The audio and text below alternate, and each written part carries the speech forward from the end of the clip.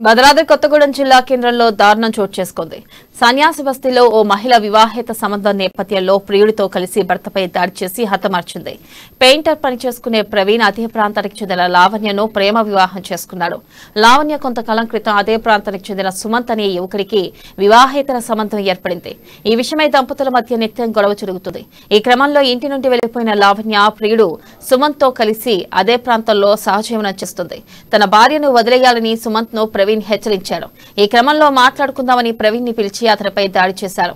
ఆ దాడిలో తీవ్రంగా గాయపడిన ప్రవీణ్ ఆసుపత్రిలో చికిత్స పొందుతూ మృతి చెందింది.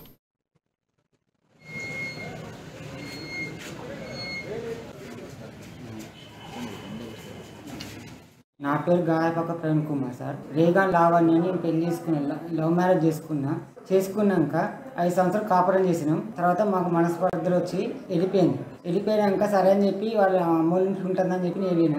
తంగెళ్ళిన సుమంత్ వాడిని ఇంట్లో ఉంచుకొని నన్ను ఈ రకంగా ఇట్లా చేసింది సార్. నన్ను అడగడానికి పోయినందుకు ఏంటంటే నేను ఒక్కడనే ఉంటాను, మా తమ్ముడిని చూసుకుంటాను అది ఇది అని చెప్పి మాట్లాడింది సార్.